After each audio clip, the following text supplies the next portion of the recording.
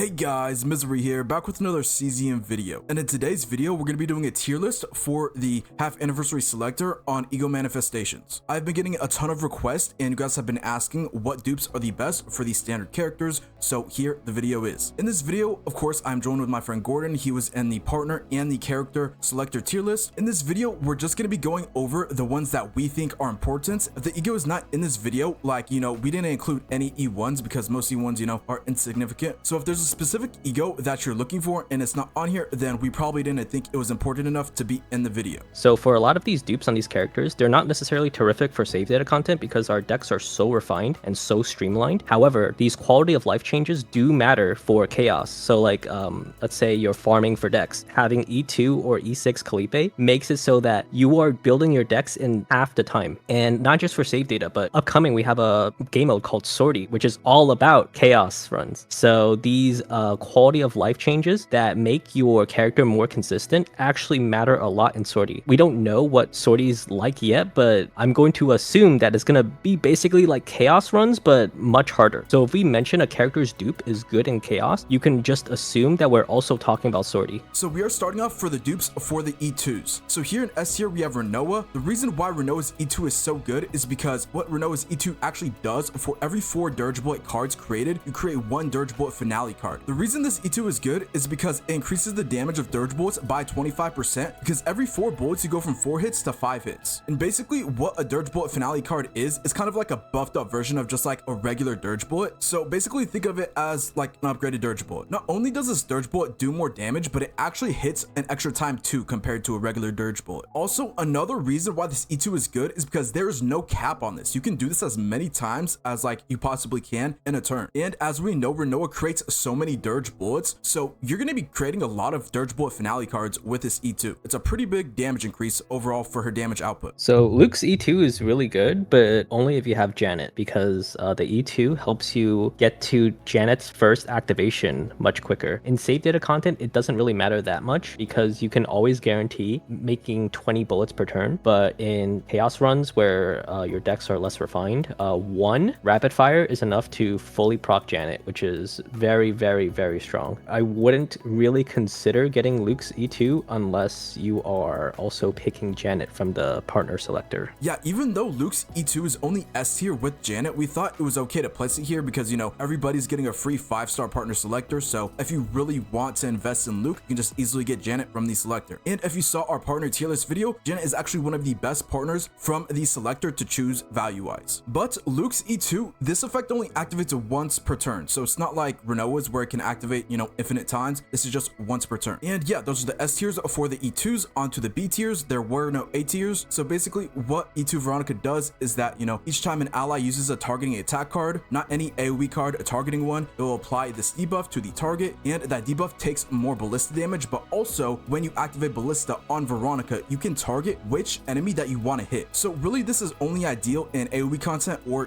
chaos. The game really lacks AoE content right now. That's why, units such as Yuki are so bad, because we have no AoE content for her to shine. But for something like chaos, yes, Veronica E2 is nice, and Veronica is the best choice for the character selector to choose value wise and just the best support in the game. Since you're going to be using her 24/7 in a ton, I think her E2 is fine to get. Most of my chaos runs I don't really have trouble with, so it's not life or death if I can't target the enemy. And in chaos, most of the time, if you are going up against AoE content, you're probably going to be running Giant Ballista on Veronica. So the existence of Giant Ballista does knock down the value of Veronica's E2 a little bit. It's just a nice quality of life. It's not the worst thing to get in the world. And then onto the next E2 we have in B tier, which is Calipe's. So Calipe's E2 at the start of the battle and on shuffle, move 1 Vulture ejection card from draw pile to the top of the draw pile. This is nice, especially for chaos, because Calipe is really good for chaos due to how much AoE Calipe has. But the reason why this is good is because it's going to the top of the draw pile. If you start a hand with a draw card, you just like instantly can draw Vulture ejection and do a ton of AoE damage straight out of the gate. And it states it's on shuffle too. It's not just at the start of the battle. So the reason why gaining Vulture eject every shuffle actually matters is because chaos runs, Calipe is very, very, very strong. She can one-shot the waves. Currently, I'm running chaos and farming decks solely with Calipe and carrying my other characters because she's able to one-shot from floor 1 up until the halfway point of floor 2. And it makes running through chaos very, very easy. So I'm going to assume Calipe is probably going to be one of the best characters to start with in sortie, and as you accrue your other 3 characters, Calliope is going to have an amazing time just solo damaging and sustaining herself. Remember, this is just our opinions. We advise to go for enjoyment over the meta. And then moving on to the E3s, so we only have one unit here, which is Kayron, because like most E3s are pretty bad for most units, but the only one really worth mentioning is Kayron's. So basically what Kayron's E3 does, when you use his ego skill before his E3, it will exhaust all futility in your hand, but once you get his E3, it will add the graveyard to the target range of the ego skill. So when you use his E3, it's not just going to be exhausting the futility in your hand, it's going to be targeting the graveyard also. Yes, Kayron's E3 is good, but the reason we have this at A tier and not S is because once you get to an endgame level using Kayron, you really aren't using his E3 or Bria that much, because you're going to be cycling through your entire 3 decks and you're not really going to have any scenarios where you need to use his E3 or Bria. Basically what Bria does, that's the same thing as his E3, except it exhausts all the futility in the graveyard. It doesn't target the hand like the E3 does. But we also placed Bria in A tier on the partner tier list, strictly just because Bria and his E3 fall off a little at endgame. Now if you are a newer player trying to learn Kayron, or you're not that familiar with Kayron, his E3 and Bria are amazing crutches on learning him, making him way easier to play. I know a lot of people think that Kayron is confusing, but once you really get to learn his playstyle, his sequencing, he is not that bad. A lot of you know me as the Kayron man, and you may be wondering why you're not glazing him, why you're not putting him in S tier. I don't want to lie to you guys and give you misinfo. If I genuinely think he was S tier, I would put him there. For mid game and early game, I would rank Kayron's E3 and Bria absolutely S tier, but end game I would rank them both at A tier. But yeah, that is why we have Kayron's E3 in A tier. So E4 for Magna is actually game changing because it makes it so that her counterattacks don't consume the vulnerable, but they still benefit off of the damage of vulnerable. The beginning of the game, Magna was actually bugged where her counterattacks wasn't counting towards vulnerable, which was actually a good thing because you didn't actually want Magna to consume the vulnerable because she didn't do enough damage. So after they bug fixed Magna, she actually got worse, but this E4 fixes the character's main issues of her counterattacks actually consuming vulnerable. So you can actually stack up vulnerable for your other characters now instead of consuming it all for herself. The difference you're gonna feel with this E4 is night and day because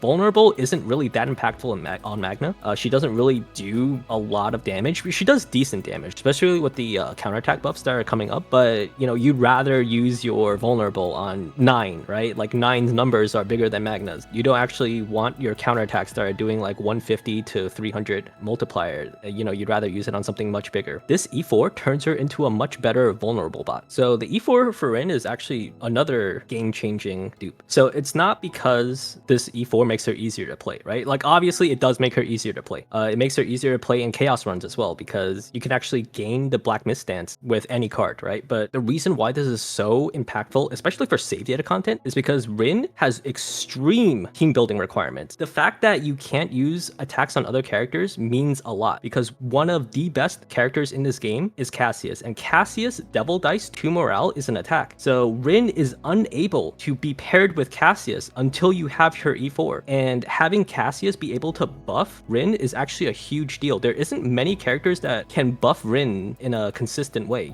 We only have like Ray and Negotiate Beryl. It is really hard to slot in a buffer for Rin. And then onto the next E4 we have in A tier. Since Gordon just went over the S tiers, we have Orlea. So basically what Orlea's E4 does is that if there's a creation card in hand, increases the damage amount of allies by a multiplicative 10%. It may not sound like a lot, but multiplicative buffs in this game are important. And Orlea is already doing like so much buffing, like more damage amount does not hurt to your main DPS. So when you're using Orlea, you have her E4 giving that 10% multiplicative buff. You are running Glory Rain on Orlea, which is her best in slot, Memory Fragment set, which is another 15% damage amount. And then she also has a passive on her potential 7, giving 6% crit chance to your main DPS or entire team. And she gives a ton of value for the team. So Orlea is actually really good and one of the best supports in the game to be running on your teams. So I really wouldn't recommend getting this dupe. The dupe is good, right? Card modifiers are very, very inflated. It is super easy to get. This 10% increase the card damage is like less than 1% of a damage increase to most characters, right? Especially when you're playing with Orlea's Draw Divine deck, you will have so much multi that 10% extra multi doesn't actually do that much. But if you do really like Orlea and you use Orlea in like every team, then this isn't the worst to pick up. So Luke C4, whenever Luke uses a bullet card, you gain target analysis, which is a buff that gives plus 10% damage amount to Luke's bullet cards. And this has a max of 4 stacks, so that's 40%, basically 2 morale. And as we know, morale is really good on units that spam a lot of cards, like with low multipliers.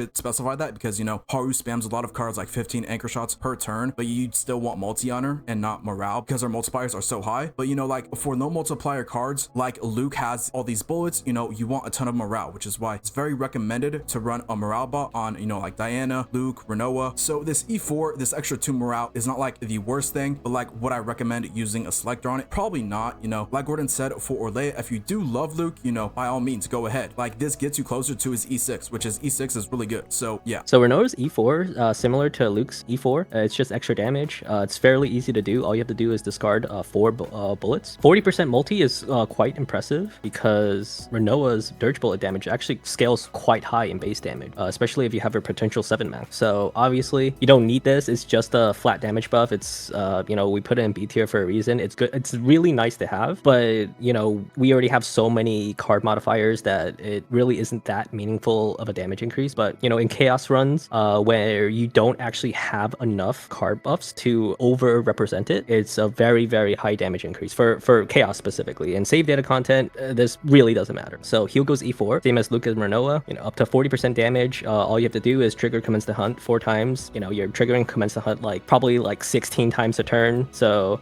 this is a very good damage. Obviously, again, for save data content, when you have a lot of morale bots, doesn't matter.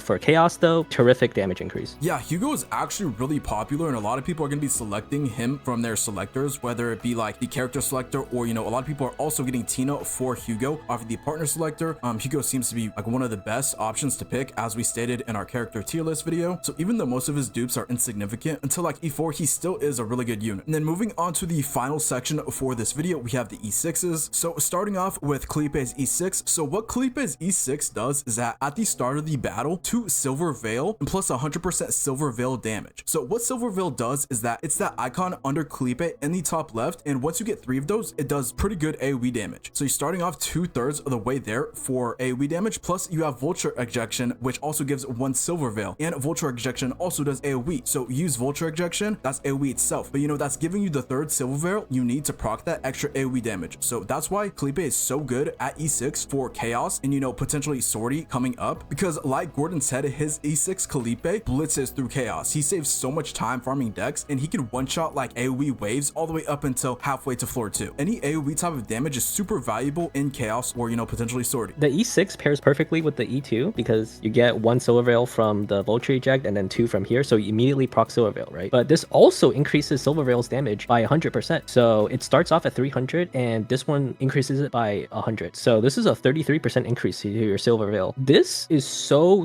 good for chaos. I might have to just not use Kalipe because it might make Sortie too easy for me. Okay, so speaking about shielders, like people got so mad at the previous tier list about the characters. It was like, oh, Magna is S tier. Bro, I play Magna all the time. I've cleared every single Distortion 9 boss with Magna. It's not like I don't play the character, right? The issue is that, you know, she was a C tier character, now B tier after the buffs, because in save data content specifically, she is just so slow. She is so slow at clearing. Most characters can clear Distortion 9 content in 1 to 2 turns. Magna takes like 7. Like I like the character. I use her all the time in chaos because Magna goes very well with Kalipe, by the way. In Sortie, Magna's probably gonna be S tier, but the reason why we had Magna at B tier is because she just isn't great at endgame. She doesn't have the ability to do anything other than be AFK and maybe apply vulnerable sometimes, right? And that's sometimes because you need the E4 to make sure she doesn't fucking steal the vulnerable. Anyway, rant over. Yeah, for a vulnerable bot, I would just rather use Orlea because Orlea also gets vulnerable, but not only that, you get multiplicative buffs from Orlea. So, you know, you're buffing your main DPS even further. So last but not least, E6 Luke. E6 Luke is very strong for safe data. In chaos, it's like a little hard to accomplish. You'll get your HVAP round every other turn, but in save data content, you will get this around twice per turn if you're playing, you know, correctly. This HVAP round feeds back into Janet, right? Because every 5 bullets on Janet, you create an extra bullet, right? So if you're creating bullets on Janet, you create more HVAP rounds, and more HVAP rounds means more Janet procs. You know, it's like, it's a self-feeding loop. It really skyrockets his potential. Not only does it give him the HVAP round, it increases the E4 to 15%. So the E4 now is, instead of 2 morale, it's 3 morale. It's important in chaos content. So